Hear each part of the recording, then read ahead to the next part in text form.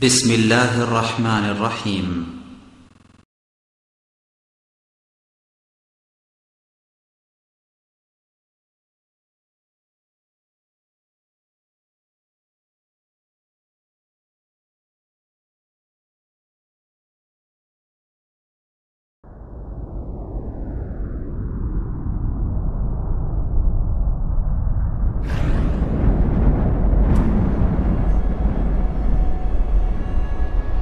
إن الحمد لله نحمده ونستعينه ونستغفره ونؤمن به ونتوكل عليه ونعوذ بالله من شرور أنفسنا ومن سيئات أعمالنا من يهده الله فلا مضل له ومن يضلل فلا هادي له وأشهد أن لا إله إلا الله وحده لا شريك له وأشهد أن محمدًا عبده ورسوله أما بعد فإن خير الحديث كتاب الله وخير الهدي هدي محمد صلى الله عليه وسلم وشر الأمور محدثاتها وكل محدثة بدعة وكل بدعة ضلالة وكل ضلالة في النار فقد قال الله تعالى في كلامه المجيد والفرقان الحميد أعوذ بالله من الشيطان الرجيم إن أول بيت أذي للناس للذي ببكة مباركا وهدى للعالمين فيه آيات بينات مقام إبراهيم ومن دخله كان آمنا ولله على الناس حج البيت من استطاع إليه سبيلا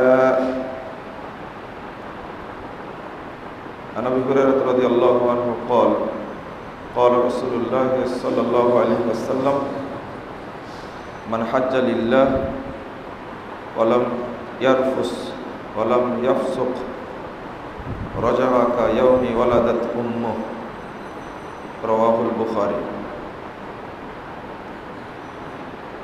যাবতীয় হামদ সানা মহান রব্বুল আলামিনের জন্য এবং যাবতীয় দরুদ তাসলিম বর্ষিত হোক শেষ নবী আহমদ মুস্তাফা মুহাম্মদ মুস্তাফা সাল্লাল্লাহু আলাইহি ওয়াসাল্লামের প্রতি।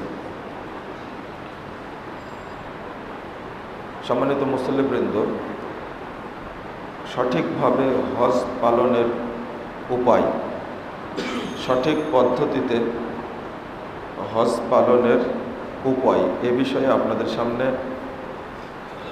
সংক্ষিপ্ত খুতবা পেশ করব ইনশাআল্লাহ।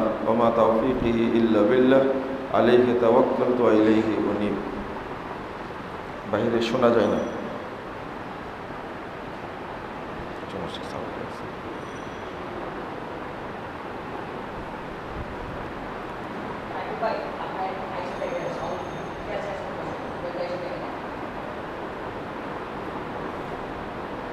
ইসলামের যতগুলো রুকুন রয়েছে তার মধ্যে হজ একটি,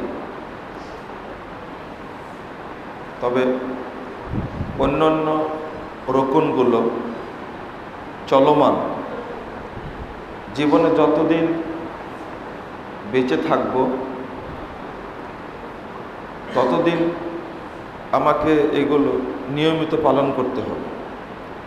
কিন্তু হজ এমন একটা ইবাদত, মাত্র 5 দিন পরিশ্রম করলেই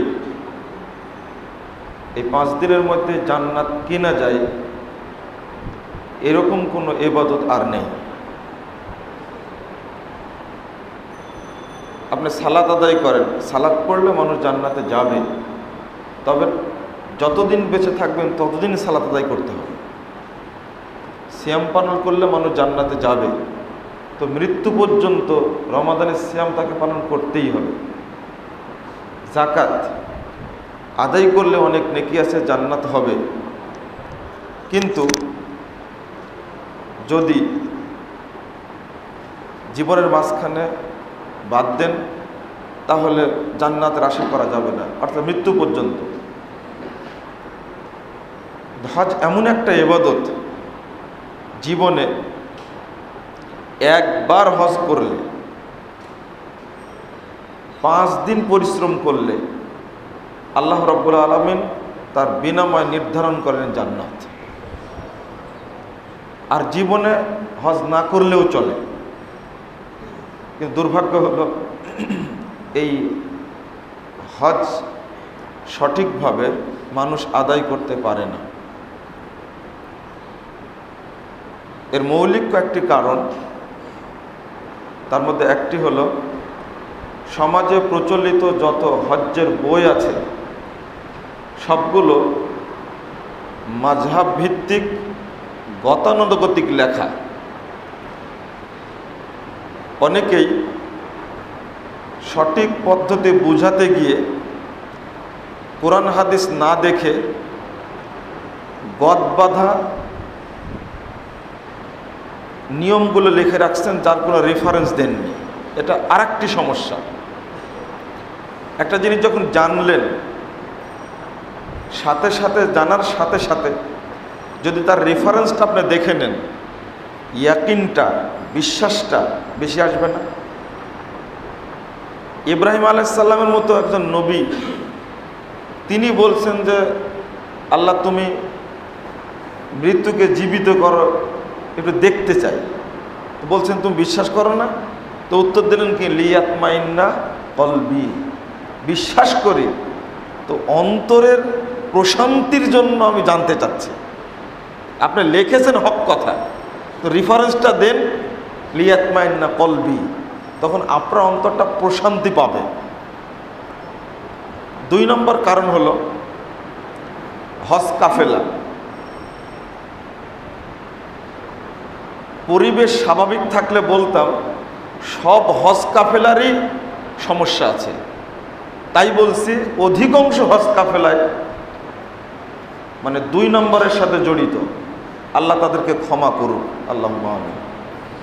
তাদেরকে, আল্লাহর মেহমানদেরকে সঠিকভাবে হজ পালন করার তৌফিক দান করুন, আল্লাহুম্মা আমিন। আমি তাদের জন্য দোয়া করছি। অধিকাংশ হজ কাফেলা যারা মুআল্লিম, তারা টাকার দিকে শুধু লক্ষ্য রাখে। হজ কোন পদ্ধতিতে কে করছে সেটা দেখার বিষয় না, কারণ সঠিক একটা বই তার কাছে দিতে চায় না। যদি দেখে যে সব উল্টা লেখা, তখন সে বলছে না, এই কাফেলায় আমি যাব না, তাহলে একটা হাজি ছুটে গেল। মুআল্লিমের দায়িত্ব হলো সঠিক পদ্ধতিটা আগে বুঝানো, অন্তত 1 মাস আগে, অন্তত 1 মাস আগে। আপনি একটু চিন্তা করেন, কিতাবুস সালাত হাদিসে আসছে, হাদিসে কিতাবুস সালাত নামে একটা অধ্যায় আছে। এই অধ্যায়টা আনুমানিক, আপনাকে বলছি, যেমন সহিহ বুখারীতে এই অধ্যায়ের আলোচনা আছে 300 পৃষ্ঠা, কিন্তু আহকাম যে কতগুলি। আপনার বয়স 70 হয়ে গেছে, এখনো সালাতের সব নিয়মকানুন সঠিকভাবে এখন আপনি জানতে পারেননি, অথচ প্রতিনিয়তই সালাত আদায় করছেন। ঠিক হজ একটা অধ্যায়, একটা রকুন, এই সম্পর্কে হাদিস অন্তত 250 পৃষ্ঠা আছে, যা জীবনে একবার করবেন, মাত্র 1 মাসের টার্গেট নিয়ে আপনি সঠিকভাবে এই রুকুন পালন করতে পারবেন না। আমি কথাটি আবার বলছি, মনে হয় এটা বুঝলেন না। এটা একটা রুকুন এবং ব্যাপক, করবেন একবার, প্রস্তুতি নিতে হবে অন্তত আপনাকে 5 বছরে। যেমন 1925 সালে আমি হজে যাব, 1920 সাল থেকে আমার প্রস্তুতি থাকবে যে আমি হজ করতে যাব। আহকামগুলো জানা। যে ব্যস্ত আপনি, টাকার জোরে হজ করতে যাচ্ছেন, কবুলিয়াত পরে, হজে যাচ্ছি এটাই বড় জিনিস। টাকার জোরে হজ করতে যাচ্ছেন, যখন বিমানে উঠবেন তখন চটি একটা বই হাতে নিয়ে নিলেন, পকেট বই, পকেট হাতে নিয়ে পড়তে থাকলেন। তো ও কি করা যাবে, এখন কি করতে হবে, এই করে এখন একেতে বৃদ্ধ মানুষ ওকে কম দেখেন, আর একটা বইটা হলো চটি, লেখা হলো ছোট ছোট, চশমা দিয়ে দেখেন তো কী দেখছেন নিজেও ভালো বুঝেন না। এটা আপনার ব্যস্ততা, এটা আপনার প্রস্তুতি। 5 দিনে আপনি জান্নাত কিনবেন, ভাবলেন কি করে? না, এইভাবে একটা রুকুন পালন করে আপনি শর্টকাট জান্নাত কিনবেন, এটা সম্ভব না। জান্নাত কিনার, জান্নাত নির্ধারণ করার সবচেয়ে শর্টকাট একটা ইবাদতের নাম হলো হজ। অল্প সময়ে কিন্তু আমি ব্যর্থ হচ্ছি এই কারণগুলোর জন্য। অধিকাংশ মুআল্লিম হলো বেদাতি। আপনি কার আন্ডারে হজ করতে যাচ্ছেন এটাকে নির্ধারণ করুন। তবে এই বিষয়ে আলোচনা করার সমস্যা। আপনারা মনে করবেন যে এই মুজাফফর মনে হয় কোনো কাফেলার সাথে জড়িত। নাউজুবিল্লাহ, আল্লাহ তুমি আমাকে মাফ করো, আমি কোনো কাফেলার সাথে জড়িতও না, আমি কাউকে পরামর্শও দিই না অমুক কাফেলা যাই। তবে আমি বলি আপনি যাচাই করুন কোন কাফেলা হক কাফেলা, সেটাতে আপনি যান। মানে কাফেলার ব্যাপারে আলোচনা উঠলেই মানুষের মধ্যে একটা খারাপ ধারণা তৈরি হয় যে এ মনে হয় কোনো কাফেলার সাথে জড়িত। আল্লাহ আমাকে মাফ করুন, যে না, আমি কোনো কাফেলার সাথে জড়িত নই, আমি কাউকে হজে নিয়ে যাই না, এ ব্যাপারে আপনি নিশ্চিত থাকুন। তবে হজ শুদ্ধভাবে পালন করার জন্য সঠিক একটি কাফেলা মানে একান্ত জরুরি। তার মধ্যে 3 নম্বর পয়েন্ট। 1 নম্বর আপনার জন্য জরুরি কথা, সেটা হলো আকীদা সংশোধন, 1 নম্বর। 2 নম্বর আপনার জন্য পরামর্শ হলো রুজিটা হালাল। 3 নম্বর আপনার জন্য পরামর্শ, সেটা হলো কাফেলাটা সঠিকভাবে নির্ধারণ করুন। 4 নম্বর পরামর্শ আছে, সেটা হলো 1 মাস বা 2 মাস আগে আপনি একজন ভালো আলেমের কাছ থেকে হজ্জের নিয়মগুলো জেনে নিন বা প্রশিক্ষণ নিন। এটা মৌলিক 4টা পরামর্শ। আবার বলি, আকীদা সংশোধন না করে টাকা পয়সা খরচ করার কোনো দরকার নাই, হজ্জে যাওয়ারও দরকার নেই। অধিকাংশ মানুষের আকীদা নষ্ট। 2 নম্বর পরামর্শ, রুজিটা অবশ্যই হালাল হতে হবে, না হলে আপনার পরিশ্রম বৃথা যাবে। কাল কিয়ামতের মাঠে আপনি ধরা খেয়ে যাবেন। এখন মানুষ বেশি জানে না, কিন্তু কিয়ামতের মাঠে যত মানুষ সবই বুঝতে পারবে, কারণ হাজারে আসওয়াদ আপনার বিরুদ্ধে সাক্ষী দিবে। আপনি হজ করেছেন বটে, কিন্তু হাজারে আসওয়াদ আপনার সম্পর্কে কোনো কথা বলবে না, ও তাকাইবে না, ওর চোখ আছে জানেন। কিয়ামতের মাঠে আল্লাহর চোখ দিয়ে দিবেন। ওয়ালাহু আইনান, 2টা চোখ থাকবে। ইয়ানজিরু বিহিমা, 2 চোখ দ্বারা তাকায় দেখবে। ওয়ায়ানতিক ওয়া লিসানুন ইয়ানতিকু বিহি, জিহ্বা থাকবে, মুখ থাকবে হাজরা আসওয়াদের, ও মুখ দ্বারা কথা বলবে। তারপরে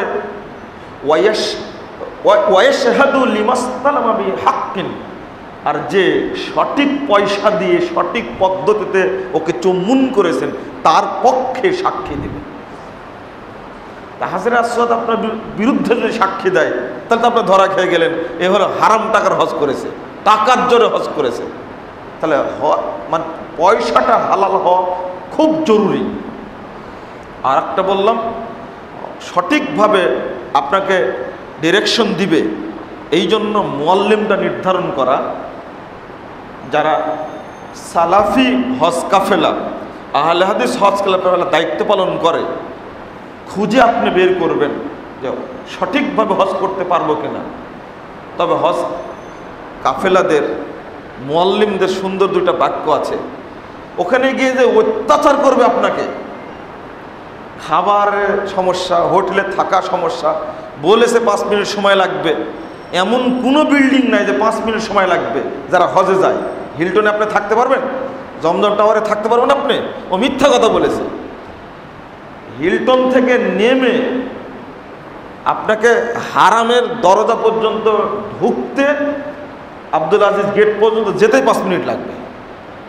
হ্যাঁ, হারাম চত্বরটা হিলটনের সাথে, এটা ঠিক আছে, কিন্তু আপনার মাতাফে যেতে 10 মিনিট 11 মিনিট সময় লাগবে। কিন্তু আপনাকে আগেই বলেছে যে হোটেলটা ঠিক করেছি, আপনাকে ম্যাক্সিমাম টাইম লাগবে 5 মিনিট। আরে বেটা, 5 মিনিট লাগবে কোন হোটেল আছে? এটা একটা মিথ্যা কথা বলে দিছে।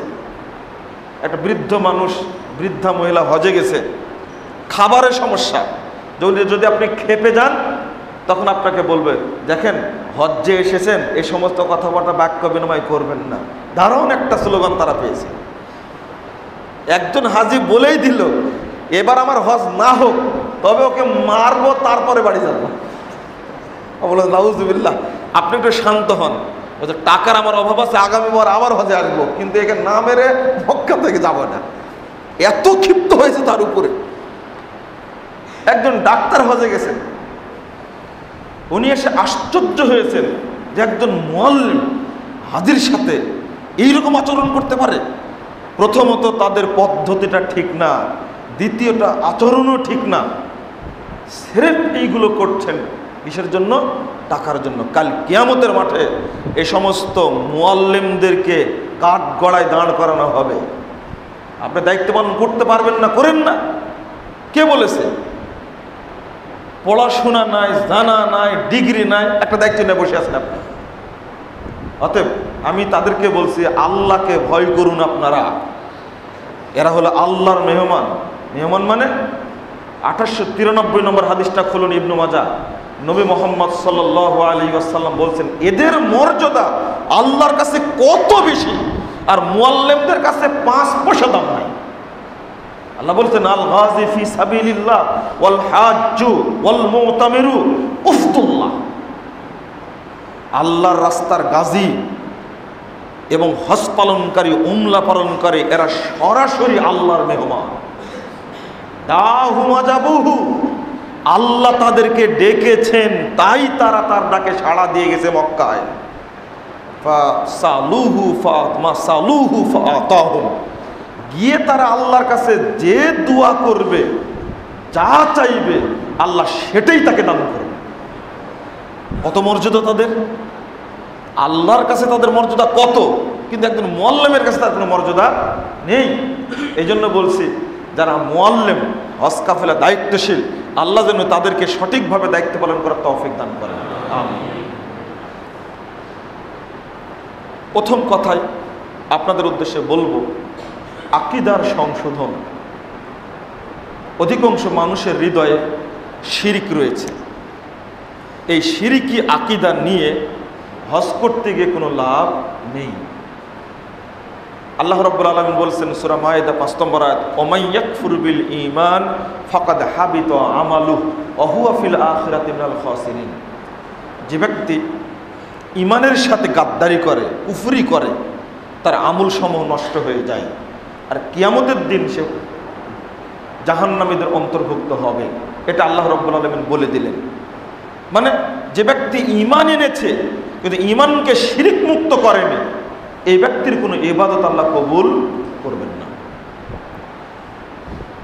88 নম্বর আয়াত সূরা আনাম, আল্লাহ বলছেন ওয়ালাউ আশরাকু লাহাবিতা আনহুম মা কানু ইয়ামালুন। তারা যদি শিরিক করে, তারা যা আমল করেছে সবই নষ্ট হয়ে যাবে। শুরুতে একটা কাজ করলেন, আপনি হজে যাবেন, তাই পীরের দরগায় চলে গিয়ে মৃত্যু পীরের কাছে কত বছর আগে, কত শত বছর আগে মারা গেছে, যে বলছেন শাহজালাল মাজারে, বাইজিদ বোস্তানের মাজারে গিয়ে বলছেন বাবা এবার হজ্জে যাওয়ার নিয়াত করেছি, তুমি দোয়া করো যেন মানে সহি সালামতে যে আবার সহি সালামতে ফিরে আসতে পারে। বলেন তো এর হজে যাওয়ার দরকার আছে? না, কোনো দরকার নেই হজে যাওয়ার। ঔরুষে সুস্থভাবে যেন ফেরত আসতে পারে, ঔরুষে দান করে দিলেন একটা গরু, একটা খাসি। আকীদাতেই সমস্যা, হজে যে লাভ কি? আর এক শ্রেণীর মানুষ হজে যাওয়ার জন্য আগে থেকে প্রস্তুতি নিয়েছে, কোন দরুদটা পড়ে কোন জিনিস নবীর কাছে চাইবে। কেউ যায় চাকরি চাওয়ার জন্য, তাও আল্লাহর কাছে না, নবীর কাছে চাইবে। আর যেভাবে মানে আল্লাহর নবীর কবরের সামনে দাঁড়িয়ে এমনভাবে দোয়া করছে, কবর তো সামনে, এইভাবে দাঁড়িয়ে দোয়া করছে, নবীকে সব কথাগুলো বলছে। আমার বাচ্চা হয় না, তুমি বাচ্চার ব্যবস্থা করে দিও একটা, আমার চাকরি হয় না, চাকরির ব্যবস্থা করে দেবো। এর উমরায় যাওয়ারই কি দরকার, হজে যাওয়ারই কি দরকার? আকীদাই নষ্ট। কারণ ফাজাইলে হজ তাবলিগি ভাইদের বইটা পড়েছে, পড়ে মাথাটাকে পচায় রাখছে। কারণ আল্লাহর নবী তো সালামের উত্তর দেন, শুনতে পাওয়া যায়, হাত বের করে দেন, এইগুলো কাহিনী পড়ে মাথাটাকে পচায় রাখছে। এই জন্য কবরে আপনি দেখবেন হাজরে আসওয়াদে চুম্বন করার জন্য যতটা পাড়াপাড়ি না হয়, ওই নবী মোহাম্মদ সাল্লাল্লাহু আলাইহি ওয়াসাল্লামকে সালাম করার জন্য ওখানে চাপটা বেশি হয়। আর দেখবেন বেদাতিরা যা করে, পুলিশরা বের করে দিচ্ছে। এখানে একটা সংশোধন করে দিই, রওজা মানে কি? এখান থেকে বলেন তো একজন বলেন রওজা মানে কি? এদিক থেকে বলেন তো রওজা মানে কি? কবর। বাংলাদেশের সব মানুষই জানে রওজা মানে রাসূলের কবর, ঠিক? সব মানুষ বললাম, আপনাদের পরীক্ষা নিলে একটা করে বলতে পারতেন না রওজা মানে কি? আপনারা বলতেন রওজা মানে কবর। নাউজুবিল্লাহ, নাউজুবিল্লাহ, নাউজুবিল্লাহ। রওজা মানে কবর না। আল্লাহ রাসূল সাল্লাল্লাহু আলাইহি ওয়াসাল্লাম বলছেন, মা বাইনা বাইতি ওয়া মিম্বারি রাউযাতুম মিন রিয়াজিল জান্নাহ। আমার ঘর থেকে রওজা পর্যন্ত, আমার ঘর থেকে মেম্বার পর্যন্ত, আমার ঘর থেকে মেম্বার পর্যন্ত এই জায়গাটুকুর নাম হলো রওজা।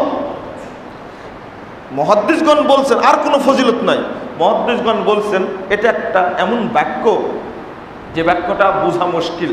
এখানে কেউ যদি ইবাদত করে, দোয়া করে, আল্লাহ রাব্বুল আলামিন তার দোয়ার মাধ্যমে, তার ইবাদতের মাধ্যমে আল্লাহ তাকে জান্নাত দান করবেন।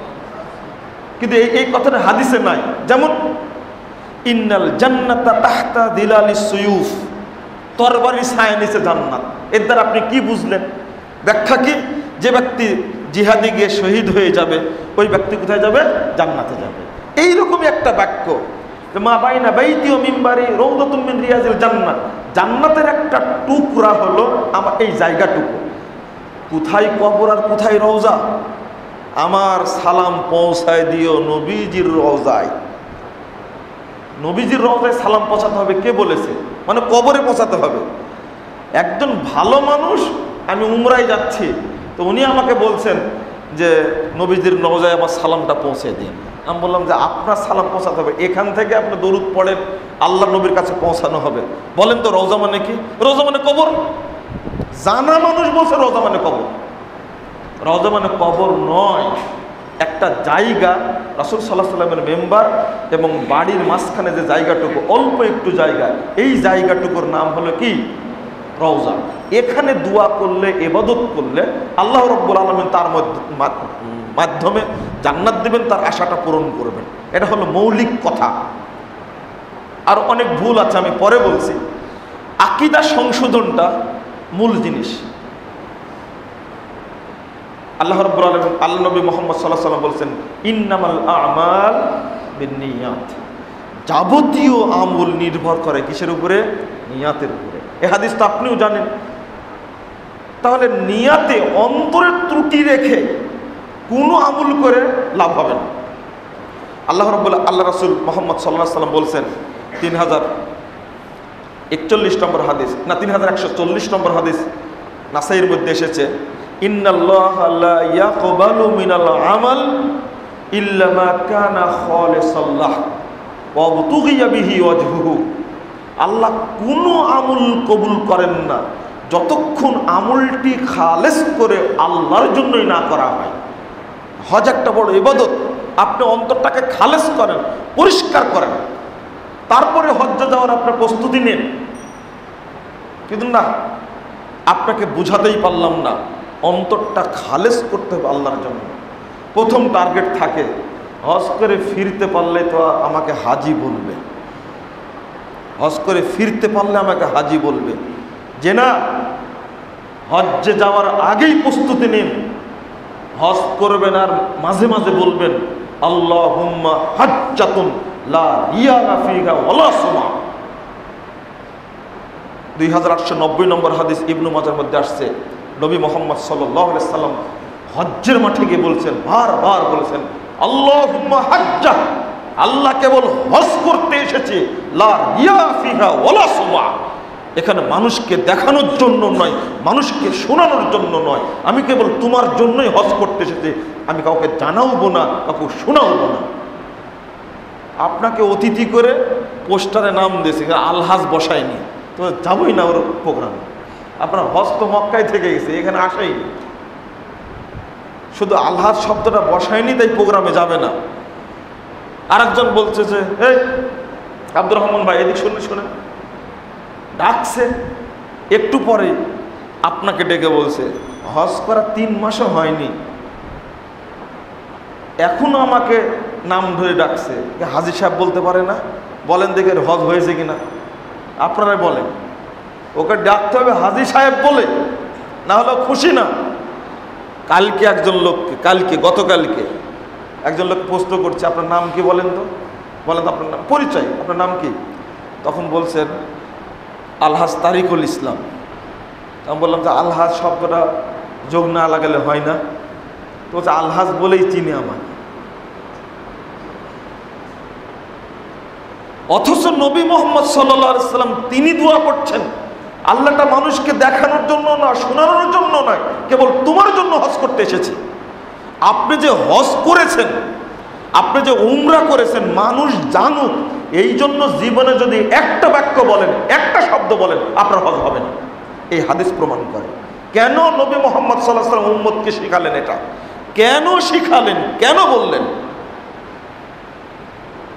আরেকটা, এটা গেল আকীদার বিষয়। আরেকটা হলো হালাল রুজির বিষয়। একটুকু ভয় লাগে না? আমার রুজিটা তো হালাল না, ব্যবসা করে হালাল না, সুদি ব্যবসা করি, প্রতারণা করি, আত্মসাৎ করি, মানে সরাসরি দুর্নীতি সাথে জড়িত, সন্ত্রাসের সাথে জড়িত। হজ করতে যাই ফ্যাশন হয়ে গেছে, হজ উমরা আসলে এখন ফ্যাশন হয়ে গেছে। ফ্যাশন না হলে বউকে নিয়ে হজ করতে গেছে, আর যেভাবে যে চেহারায় মার্কেট করে বেড়াচ্ছে, এ কি আসলে হজ করতে গেছে? ও কেনাকাটা নিয়েই ব্যস্ত। দুর্ভাগ্য আমাদের। এই জন্য হাজি হজ করে 1 বার 2 বার 3 বার 5 বার, কিন্তু ওর জীবনের কোনো পরিবর্তন হয় না। 5550 নম্বর হাদিস সহিহ বুখারীতে আসছে, নবী মুহাম্মদ সাল্লাল্লাহু আলাইহি ওয়াসাল্লাম বলছেন সাতালকাউনা বাদি, অচিরেই তোমরা আল্লাহর সঙ্গে রব্বাকুম, অচিরেই তোমরা তোমার রবের সঙ্গে সাক্ষাৎ করবে। ফায়াসআলু আন আমালিকুম, আল্লাহ তোমাদেরকে জিজ্ঞেস করবে তার আমল সম্পর্কে। আলা লা তারজিউ বাদি যুল্লালা, হজ করার পরে তোমরা খারাপ হয়ে যেও না, যেমন আগে ছিল তেমন পরে আছে, বা তার চেয়ে বেশি খারাপ হয়েছে। তখনই বুঝবেন এর হজ কোনো কাজে আসে না। আল্লাহ রাসূল বললেন, আরাফার মাঠে দাঁড়িয়ে বলছেন আলা ফালা তারজিউ বাদি যুল্লালা, হজ করার পরে তোমরা কেউ ভ্রষ্টতায় নেমো না, খারাপ হয়ে যেও না। অথচ হজ করার আগে যেমন বদমাশ ছিল, পরে আরো 5ই বেশি হয়েছে। কেন? ওর হজের কোনো কাজে আসেনি। বড় বিষয় হলো খুযু আন্নি মানাসিকাকুম। সহিহ মুসলিম হাদিসটা আসছে 1217 নম্বর হাদিস। আর এই এবারতে হাদিসটা আসছে বাইহাকি সুনানুল কুবরা 9697 নম্বর হাদিস। রাসূল সাল্লাল্লাহু আলাইহি ওয়াসাল্লাম বলছেন হজ্জের দিন, খুযু আন্নি মানাসিকাকুম, হজ্জের পদ্ধতি তোমরা আমার কাছ থেকে গ্রহণ করো। পৃথিবীর কারো নীতিতে হজ চলবে না, হজ করতে হবে যেভাবে করেছেন মুহাম্মদুর রাসূলুল্লাহ সাল্লাল্লাহু আলাইহি ওয়াসাল্লাম। কেন বলছেন? আলা, আরেকটা হাদিস আসছে, সাবধান সাহাবীরা, খুযু মানাসিকাকুম আন্নি, সাবধান, হজ্জের পদ্ধতি তোমরা আমার কাছ থেকে গ্রহণ করো। বিমানবন্দর থেকে আপনি লাব্বাইক বলা শুরু করলেন, এটা কার পদ্ধতি? এটা কি নবীর পদ্ধতি? এহরামের কাপড় পরে লাব্বাইক বলেই 2 রাকাত সালাত আদায় করলেন, নাকি 2 রাকাত সালাত পড়ে লাব্বাইক বলা শুরু করলেন আপনি বিমানবন্দর থেকে? এই ব্যাকুব লাব্বাইকের অর্থই জানে না। যে সমস্ত মুআল্লিম এটা শিক্ষা দেয়, বললাম না কিছুক্ষণ আগে, মুআল্লিমরা কাল কিয়ামতের মাঠে কি জবাব দিবে? লাব্বাইক বেটা, তুই লাব্বাইকের অর্থ জানিস না, শত শত হাজিকে হজ নষ্ট করাচ্ছে। লাব্বাইক মানে আল্লাহ আমি তোমার কাছে হাজির। বড় বিশাল দাঁড়িয়ালা হুজুর বলছে, আপনি এই সমস্ত বিভ্রান্তি সৃষ্টি করছেন কেন? বিভ্রান্তি ওই সৃষ্টি করেছে, আমি দলিল দ্বারা বুঝাচ্ছি। লাব্বাইক মানে আল্লাহ আমি তোমার কাছে হাজির। বেকুব আছেই বিমানবন্দরে, ও কেমন আল্লাহর কাছে হাজির হলো? ও বলছে তখন, আপনি জানেন না বাড়ি থেকে লাব্বাইক বললেও চলবে। বাড়িতে আসে বলছে লাব্বাইক বললে চলবে। ও বেকুব জানেই না যে মিকাত কি জন্য নির্ধারণ করা হলো। মিকাত আছে না, কেন নির্ধারণ করলো শরীয়ত? বিমানবন্দর থেকে লাব্বাইক বলাচ্ছ তুমি কোন সাহসে? তোমার হৃদয় একটু কাঁপে না? নবী মুহাম্মদ সাল্লাল্লাহু আলাইহি ওয়াসাল্লামের পদ্ধতি তোমার ভিতরে কাজ করে না? আল্লাহর নবী মিকাত কেন নির্ধারণ করে গেছে? ঢাকা হজ ক্যাম্পকে আল্লাহ নবী মিকাত নির্ধারণ করে যাননি। হ্যাঁ, আপনি এহরাম পরে বের হতে পারেন, এহরাম বাঁধার এহরাম পরা এক জিনিস না। আপনি এহরাম পরে রওনা দেন, কিন্তু যখন এখন কত সহজ করেছে, একদিকে ঘোষণা দেয় আমরা 20 মিনিট পর মিকাত অতিক্রম করব, আবার ঘোষণা দেয় এখন আমরা মিকাত অতিক্রম করছি, আবার স্ক্রিনে লেখা ওঠে এত কিলোমিটার পরে আমরা মিকাত পাবো। বিমানের সাথে স্ক্রিন কত সুন্দর করে দিয়েছে। এরপরেও আপনি হজ্জের তালবিয়া পড়ছেন বিমানবন্দর থেকে। হজ তো আপনি বাংলাদেশে রেখে গেলেন, মক্কায় কি জন্য গেলেন? আপনি পদ্ধতি লঙ্ঘন করলেন কেন? আল্লাহ রাব্বুল আলামিন বলেছেন, ইয়া আইয়ুহাল্লাযীনা আমানু আতিউল্লাহ ওয়া আতিউর রাসূল ওয়া লা তুবতিলু আমালাকুম।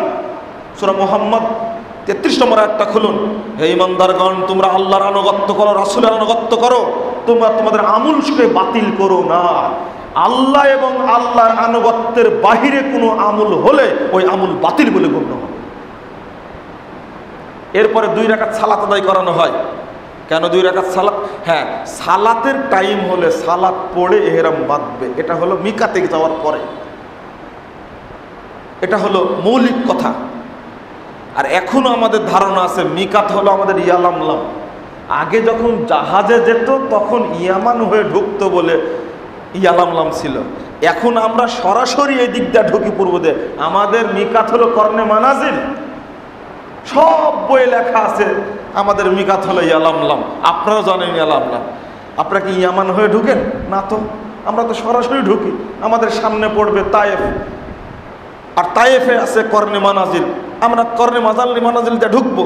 আগে যখন পানি জাহাজে গেছে হজ করে তখন ঠিকই ছিল ইয়ালামলাম। কত বছর যাবত আমরা হজ করছি বিমানে, বলেন দেখি। বন্ধুরা আমার, অনেকগুলি ত্রুটি এর মধ্যে আছে। আর একটা, খুজু আন্নি মানাসিকাকুম। আপনি এহরাম পরলেন, এহরাম বাঁধবেন না। বাধা বলতে নিয়াত করা, বাধা বলতে নিয়াত করা। নিয়াতটা করবেন আপনি যখন মিকাত অতিক্রম করতে যান, তখনই বলবেন লাব্বাইক উমরাতান। শুরু হলো এবার লাব্বাইক আল্লাহুম্মা লাব্বাইক, লাব্বাইক লা শারীকা লাক লাব্বাইক, ইন্নাল হামদা ওয়ান নি'মাতা লাকা ওয়াল মুলক। শুরু করলেন এইভাবে। যত দোয়া দরুদ জানা আছে বিশেষ করে পড়বেন তখন থেকে লাব্বাইক বেশি বেশি। কেউ কেউ দেখছি বিমানে সব চুপ থাকলো, কথা বললো না। আবার যখনই জেদ্দা বিমানবন্দরে নামলো তখন শুরু করলো লাব্বাইক বলা, একসঙ্গে সুরে সুরে। এই একসঙ্গে লাব্বাইক বলতে হবে এটাও না, তবে লাব্বাইকটা খুব জোরে জোরে বলতে হবে। যত গায়ে শক্তি আছে তত জোরে বলতে হবে। নবী মুহাম্মদ সাল্লাল্লাহু আলাইহি সাল্লামের সাহাবীদের সাথে নিয়ে যখন লাব্বাইক পড়ছেন তখনই জিবরিল আমিন এসে বলছেন লাব্বাইকের আওয়াজ জোরে করেন। তখন আল্লাহ রাসূল আরো জোরে করতে থাকেন। গায়ের শক্তি দিয়ে লাব্বাইক জোরে বলতে হবে। তো শুরু করতে মিকাত থেকে। আবার ইস্তেবা করা, যেটা আশ্চর্যজনক ব্যাপার হলো এই, আপনি ওই কি বলে যে এহরামের কাপড় পরে বাড়ি থেকেই দেখছি ডান কাতটা ফাঁকা রেখে দিয়েছেন। না, এটা ভুল হয়েছে। পুরো শরীরটা জড়িয়ে থাকবে। আরে সালাতও পড়ছে ডান কাত ফাঁকা রেখে এই বিমানবন্দরে। এটা একটা কমন ভুল।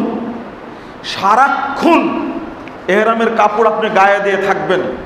যখন তাওয়াফটা শুরু করবেন, বিসমিল্লাহ আল্লাহু আকবার বলে শুরু করবেন, তখনই আপনি এই ডান কাতটা বের করে বাম কাঁধের উপরে কাপড় রেখে তখন শুরু করলেন। 7 তওয়াফ যখন শেষ হয়ে যাবে আপনার এই ইস্তেওয়া শেষ হয়ে গেল, আর এই ডান কাঁধ ফাঁকা রাখা লাগবে না। যদি তওয়াফের মধ্যে সালাতের টাইম হয়ে যায় তখন ডান কাঁধ ঢেকে সালাত আদায় করা লাগবে।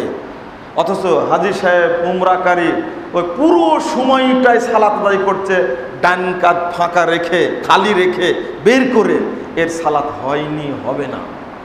এই সালাত হবে না। ডান কাঁধ ফাঁকা রেখে সালাত আদায় করলে সালাত হবে না।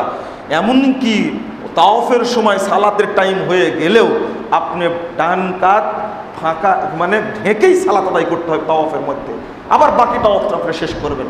এই ভুলটা করে অনেকেই। কত বড় পাগল! হাজরা আসওয়াদের কাছে যায়নি, আল্লাহু আকবার বলে 2 হাত তুলেছে, এই 2 হাতে চুম্বু খাচ্ছে।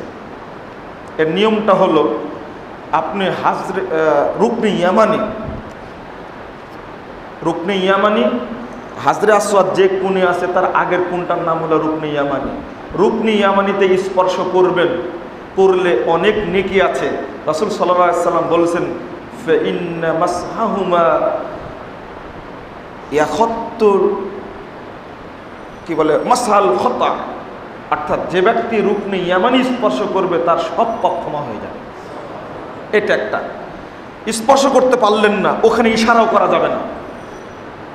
তবে হাজরে আসওয়াদ সম্ভব হলে স্পর্শ করবেন, সম্ভব হলে চুম্বন করবেন। যদি চুম্বন করা না যায় শুধু প্রথমে বলবেন বিসমিল্লাহি আল্লাহু আকবার, পরে গুলিতে বলবেন আল্লাহু আকবার, কিন্তু মুখে চুম্বন করা যাবে না। হ্যাঁ, হাজরে আসওয়াদ হাতে স্পর্শ করে মুখে চুম্বন করা যাবে, কিন্তু স্পর্শও যখন হলো না তখন আপনাকে হাত দিয়ে মুখে চুম্বন করা যাবে। সবাই তাই করছে, তাও আবার 2 হাত তুলে বলছে আল্লাহু আকবার, বলেও 2 হাত দিয়ে মুখে চুম্বন করছে। আবার আরো আশ্চর্য, সাফা মারওয়াতে উঠে কাবার দিকে ঘুরেই বলছে 2 হাত চুম্বন করছে, ইশারা করে 2 হাত চুম্বন করছে। ঠিক মারওয়া পাহাড়ে গিয়ে কাবার দিকে ঘুরে আবার ইশারা করে 2 হাত চুম্বন করছে। এই একটা বেদাত। কত রকম যে বেদাত চালু করেছে আর এইভাবে করছে। তারা মনে হচ্ছে এটাই হলো হজ। আর তৈরি করা যত দোয়া আছে বইয়ের মধ্যে, ওই বইগুলো পড়ছে আর তওয়াফের মধ্যে খুব জোরে জোরে দোয়া পড়ছে। যে না, তওয়াফের মধ্যে জোরে জোরে দোয়া পড়া যাবে না। ওমরাকারী ব্যক্তি যখনই তওয়াফ শুরু করবে তখন তালবিয়া বন্ধ করে দেবে। দেখেন কি হিকমত! যখনই উমরাকারী ব্যক্তি তওয়াফ শুরু করবে তখনই তালবিয়া বন্ধ হয়ে যাবে, আর তালবিয়া পড়া চলবে না। অথচ তওয়াফ করার সময় তালবিয়া পড়তেই আছে। হজ্জের ইহরাম বাঁধার পর থেকে তালবিয়া চলবে।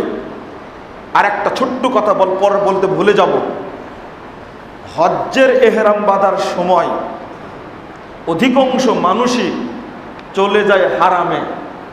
হারামে গিয়ে 2 রাকাত সালাত আদায় করে তারপরে হারাম থেকে ইহরাম বেঁধে চলে যায়, তাদেরও হজ হবে না।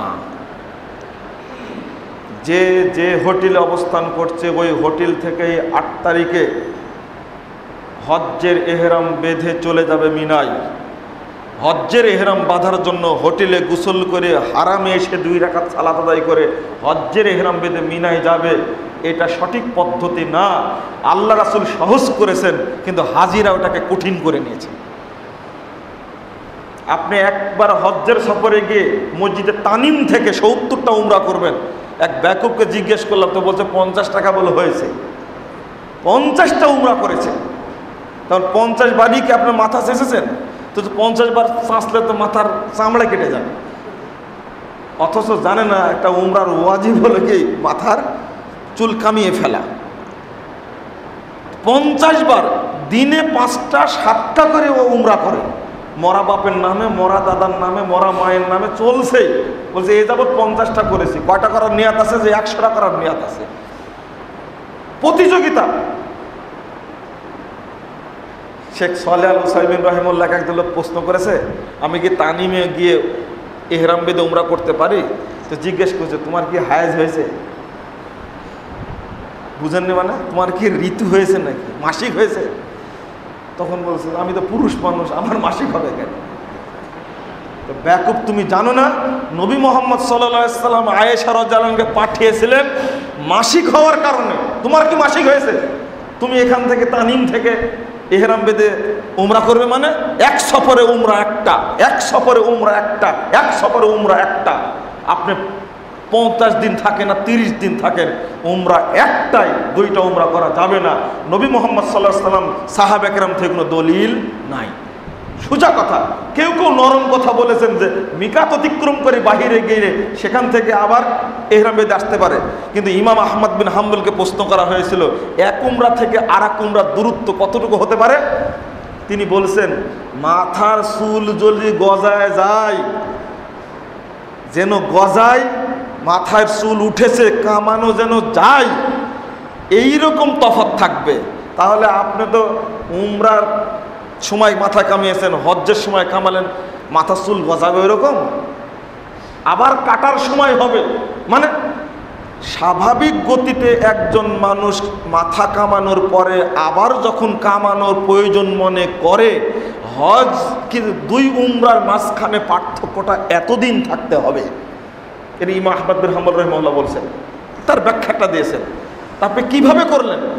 বন্ধুরা আমার, ভুল অনেক, মানে বলতে গেলে অনেক টাইম লাগবে। আমি আর দুইটা বিষয়ে কথা বলবো আপনাদেরকে, যারা হজ আল্লাহর মেহমান তাদের দুইটা বিষয়। এক নম্বর হলো এই, বেশি বেশি তওয়াফ করবেন। আর বেশি বেশি, এক নম্বর আপনার কাজ হলো বেশি বেশি তওয়াফ করা। তওয়াফের যা ফজিলত, নবী মুহাম্মদ সাল্লাল্লাহু আলাইহি সাল্লাম বলেছেন লা ইয়ারফাউ কদামান ওয়া ইয়াদাউ কদামান উখরা, লা ইয়াদাউ কদামান ওয়া ইয়ারফাউ কদামান উখরা। প্রথম পা তুলে আর এক পা তুলে, এইভাবে যতটা পায়ে হেঁটে হেঁটে তওয়াফ করে, প্রত্যেক কদমে একটা করে গুনাহ আল্লাহ ক্ষমা করে দেন, একটা করে নেকি আল্লাহ লিপিবদ্ধ করেন, আর একটা করে মর্যাদা সম্মান আল্লাহ তার বাড়িয়ে দেন। আপনারা বেশি বেশি তওয়াফ করবেন।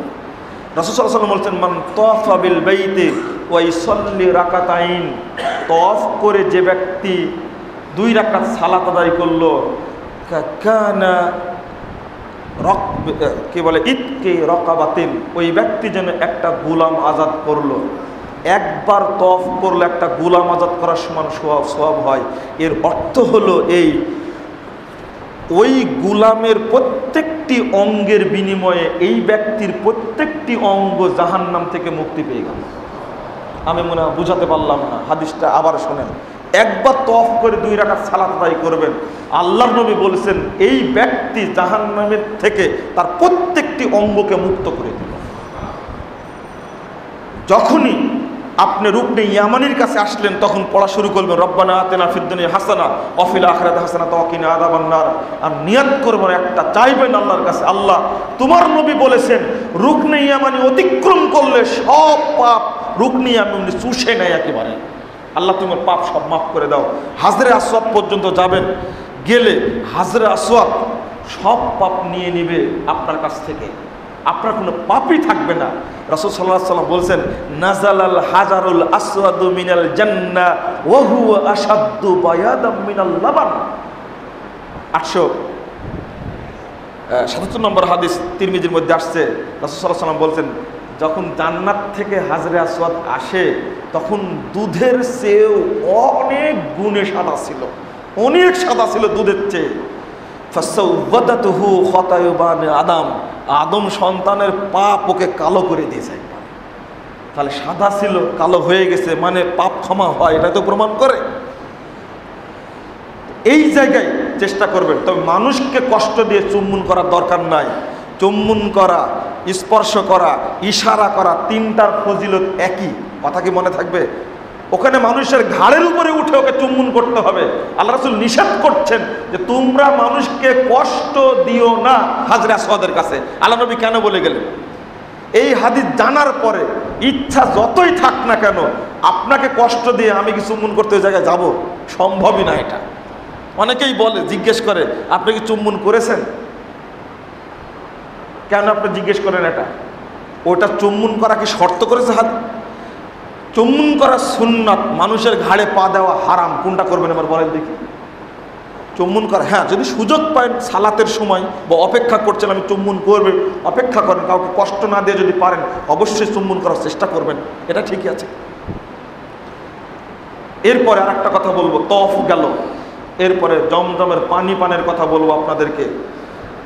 হারামে থাকবেন, সালাত আদায় করবেন, 1 নম্বর বেশি তওয়াফ করবেন আর জমজমের পানি খাবেন। যখন আপনি হাঁপিয়ে গেলেন তখন 2 রাকাত সালাত আদায় করতে থাকেন। একটাই জায়গা 24 ঘন্টা সালাত আদায় করা যায়, সেটা হলো হারাম, আর কোনো জায়গা না। মসজিদ নববীতে গিয়ে আপনি সালাত আদায় করতে পারবেন না, আসরের পরে পারবেন না, আপনি ফজর পরে আপনি সালাত আদায় করতে পারবেন না যতক্ষণ সূর্য না উঠবে। কিন্তু মসজিদে হারাম এমন একটা জায়গা 24 ঘন্টা, কিসের ফজর, কিসের আসর, কিসের জোহর, কিসের মাগরিব, কিসের 3টা, কিসের 5টা, 24 ঘন্টায়। এখানে সূর্য উঠলো কি সূর্য ডুবলো সেটা দেখার বিষয় না, 24 ঘন্টা সালাত চলে। আপনাকে এখানে পরামর্শ একটা, মুসাফির যেহেতু আপনি সালাত কসর করেন, যদি আপনি সালাত কসর করেন তাহলে সালাতের সাথে সংশ্লিষ্ট সালাতগুলো নফলগুলো পড়তে হবে না। জহরের 4 রাকাত আগে, পরে 2 রাকাত, তারপর মাগরিবের 2 রাকাত সুন্নাত, এশার 2 রাকাত সুন্নাত আপনি আদায় করতে পারবেন না, আপনি মুসাফির। তবে আপনি হারামে বিভিন্ন নিয়াতে আপনি অধিক সালাত আদায় করতে পারেন, তাহলে তো আপনার লাভ আরও বেশি হলো। ওটা তো জহরের 4 রাকাত, 2 রাকাত, মাগরিবের 2 রাকাত, এশার 2 রাকাত। তবে 2টা জিনিস ছাড়বে না মুসাফির 2টা জিনিস ছাড়বে না। একটা হলো যখন আপনার ফজর সালাতের সুন্নাত আর এশার পরের বেতের, এই 2টা জিনিস মুসাফির হলেও পড়তে হয়। ফজর সালাতের সুন্নাত আর বেতের সালাত মুসাফির হলেও পড়তে হয়, যেখানেই থাকবে না কেন 2টা সালাত ছাড়া যাবে না, এটা খেয়াল রাখতে হবে আপনাদেরকে। বিশেষ করে আর একটা জিনিস বলতে হয়, জমজমের পানি আজ থেকে নিয়াত করে নেন, জমজমের পানি পান করব একবার এক নিয়াতে। রাসূলুল্লাহ সাল্লাল্লাহু আলাইহি সাল্লাম বলছেন, 3062 নম্বর হাদিস খুলুন ইবনু মাজাহ, মাউ জমজম লিমা শুরিবালা, জমজমের পানি যে নিয়াতে পান করবে আল্লাহ সেই নিয়াত তার পূরণ করে দেবেন। সহিহ মুসলিমের হাদিস 2473 নম্বর হাদিস, আল্লাহ নবী মুহাম্মদ সাল্লাল্লাহু আলাইহি সাল্লাম বলেছেন, ইন্নাহা মুবারাকা, এই পানিটা বরকতপূর্ণ, ইন্নাহা তাআমু তুমিন, এটা খাদ্য গুণে সমৃদ্ধ, ওয়া শিফাউ সুকমিন, যে রোগ থাকুক না কেন সেই রোগের নিরাময়ক এটা। জমজমের পানি এতই বরকতপূর্ণ, পৃথিবীতে যে যত হাদিয়া দিবে তার মধ্যে শ্রেষ্ঠ হাদিয়ার নাম হলো জমজমের পানি। আপনি মক্কা থেকে নিয়ে আসবেন, নিয়ে আসার পরে আপনার বন্ধুকে 1 ঢোক দিবেন, মনে রাখবেন ওকে 10 তলার একটা বাড়ি গিফট করার চেয়ে 1 ঢোক জমজমের পানি গিফট করা সবচেয়ে বেশি বড় হাদিয়া। রাসূল সাল্লাল্লাহু আলাইহি সাল্লাম এই জন্য পানি নিয়ে যেতেন। মা আয়েশা বলছেন এটা সবচেয়ে বড় হাদিয়া বলে রাসূল টেনে নিয়ে যেতেন, এই জন্য আমি এইভাবে বোতল নিয়ে টেনে নিয়ে যাচ্ছি, এই জন্য হাজিরা নিয়ে আসে। জমজমের পানি অত্যন্ত বরকতপূর্ণ, ফজিলতপূর্ণ। ক্ষুধার জন্য খেলে ক্ষুধা নিবারণ হয়, পিপাসা নিবারণের জন্য খেলে পিপাসা দূর হয়। বাড়িতে কেন টেনে নিয়ে আসে? রোগ হয়েছে, খেলেন রোগ সেরে যাবে। যদি পরে রোগ হয় জমজমের পানি খাবেন, রোগ শেষ হয়ে যাবে ইনশাআল্লাহ। এটা হলো বরকত জমজমের পানির। শুধু জমজমের পানি খাবেন আর হারামে সালাত আদায় করবেন, আপনার কাজ যেন এটা হয়। মার্কেটে কি জন্য যাবেন আপনি? বন্ধুরা আমার আর একটা জন্য কি বলতে ভুলে গেছি, এই ফজিল আরাফার মাঠ একটা গুরুত্বপূর্ণ একটা মাঠ আরাফা। এই আরাফার মাঠে আপনাকে আমাকে অবস্থান করতে হবে, যে আদায় করবই অবশ্যই। তবে জহর এবং আসর সালাত একসঙ্গে পড়বেন, জহর 2 রাকাত পড়ে নেবেন, আজান তো হয় ওখানেই, একামত দিয়ে 2 রাকাত পড়ে নেবেন, সাথে সাথে আবার একামত দিয়ে 2 রাকাত আসর পড়ে নেবেন। অন্য হাজিদের সাথে আপনি কখনো 4 রাকাত জহর সুন্নাত সহ 4 রাকাত আসর পড়বেন না, কখনোই না। এটা একটা ওয়াজিবের মতো বিধান। জহর সালাত 2 রাকাত, আসর সালাত 2 রাকাত কসর এবং জমা করতেই হবে। মুজদালেফায় এসে মাগরিব এবং এশা 2 রাকাত 2 সালাত পড়বেন, 1 আজানে 2 একামতে, মাগরিব পড়বেন 3 রাকাত, এশা পড়বেন 2 রাকাত, এখানে বিতির পড়া যাবে না। আবার ফজরের টাইমে ঘুম থেকে উঠে শুধু ফজরের 2 রাকাত পড়তে হবে, সুন্নাত পড়া যাবে না। বিধান যেভাবে বর্ণিত হয়েছে ওইভাবে বিশ্বাস করতে হবে। একই ব্যক্তি মিনায় অবস্থান করছে, কসর চলবে, জমা চলবে না। এটা আবার কেমন হলো? মক্কায় জমা করলাম, কসর করলাম, আমি আরাফায় জমা করছি, কসর করছি, কিন্তু মিনায় যখন অবস্থান করছি তখন কসর করবেন। জহরের টাইমে জহর পড়বেন 2 রাকাত, কিন্তু সাথে সাথে আসর পড়া যাবে না। আসরের টাইমে গিয়ে আসর 2 রাকাত পড়তে হবে। মাগরিবের টাইমে মাগরিব 3 রাকাত পড়বেন, এশাটা তখন পড়া যাবে না। এশার টাইমে গিয়ে আবার 2 রাকাত এশা পড়তে হবে। এখানে জমা চলে না, কসর চলে। আপনি যদি প্রশ্ন করেন এটা কেমন কথা, আমার উত্তর নাই। নবী মুহাম্মদ সাল্লাল্লাহু আলাইহি ওয়াসাল্লাম এভাবে করেছেন, আমাকেও এইভাবেই করতে হবে। সোজা কথা। আরও অনেক বিষয় আছে, আমি আপনাদের অনুরোধ করব যে আসলে হজ্জের বিধান একটার পর একটা বলেও শেষ করা যাবে না। আরাফার মাঠে অনুরোধ করব, আল্লাহ রাব্বুল আলামিন যত মানুষকে আরাফার মাঠে জাহান্নাম থেকে মুক্তি দেন, আর 360 দিনে কোনো মানুষকে এত মুক্তি দেন না। বাপ মা মারা গেছে বহুদিন আগে, ছেলে সন্তানের জন্য দোয়া করবেন, বুড়া মুসলিম উম্মার জন্য দোয়া করবেন। আল্লাহ তোমার রাসূল বলেছেন আরাফার মাঠে, আরাফার দিনে আল্লাহ সবচেয়ে নিকটে আসেন। আল্লাহ বলছেন সাহাবীরা, আল্লাহ আজকে তোমাদের সবচেয়ে নিকটে অবস্থান করছেন। অন্যান্য দিন আল্লাহ রাব্বুল আলামিন প্রথম আসমানে আসেন, আরাফার মাঠে আরাফার দিন আল্লাহ রাব্বুল আলামিন বান্দার আরো নিকটে আসেন। আল্লাহ রাসূল বলছেন যে আল্লাহ বলছেন ফেরেশতাদেরকে, ইউবাহিল মালাইকা মা আরাদা হাউলাই, ও ফেরেশতারা তোমরা এদেরকে সৃষ্টি করতে নিষেধ করেছে, দেখো এরা তারা কি চায়, ওরা যা চাচ্ছে আমি আল্লাহ আজকে সব দিয়ে দেবো তাদের। আপনি দোয়া করবেন, আল্লাহ তুমি আমাকে জাহান্নাম থেকে মুক্ত করে দাও, আমার মাকে মুক্ত করে দাও, আমার বাপকে মুক্ত করে দাও, যারা মারা গেছে ইতিপূর্বে তাদের মুক্ত করে দাও জাহান্নাম থেকে। রমাজানেও জাহান্নাম থেকে আল্লাহ মানুষকে মুক্ত করেন, তো তার চেয়ে বেশি মুক্ত করেন আরাফার দিনে। আল্লাহু আকবার। আপনি কেন দোয়া করবেন না এটা? আল্লাহ রাব্বুল আলামিন বলেছেন ইশহাদু, ফেরেশতারা সাক্ষী থাকো। 1884 নম্বর হাদিস সহিহ ইবনে হিব্বান। আল্লাহ রাসূল বলছেন যে আল্লাহ রাব্বুল আলামিন ফেরেশতাদেরকে বলেন ইশহাদু, হে ও ফেরেশতারা তোমরা সাক্ষী থাকো, কদ গফরতু লাহুম যুনুবাহুম, আমি আল্লাহ তাদের জীবনের সব পাপ ক্ষমা করে দিলাম। কানা ওয়াইন কানা কতারাত আদাদিস সামায়ে ওয়া রমিল আলিজ, যদিও আসমানে যত তারকা আছে এই তারকা সমপরিমাণও যদি পাপ থাকে, পৃথিবীতে যত পাহাড় আছে এই পাহাড়ের যত ধূলিকণা আছে তার চেয়েও যদি বেশি পাপ থাকে, আমি আল্লাহ আরাফার মাঠে তাদের সব ক্ষমা করে দিলাম। একটা তারকা কত বড় হতে পারে? আসমান থেকে যদি বৃষ্টি হয় কত ফোঁটা বৃষ্টি নামতে পারে। আল্লাহ রাসূল সাল্লাল্লাহু আলাইহি ওয়াসাল্লাম বলেছেন আল্লাহ ফেরেশতাদেরকে বলে তোমরা সাক্ষী থাকো, আসমানের বৃষ্টি ফুটার ন্যায় যদি পাপ থাকে, যদি বালিকুনার ন্যায় পৃথিবীর যত পাহাড় আছে সমস্ত পাহাড়ে যত বালিকুনা আছে তার মতো যদি পাপ থাকে, আমি আল্লাহ আমার বান্দাকে আজকে সবই ক্ষমা করে দেব।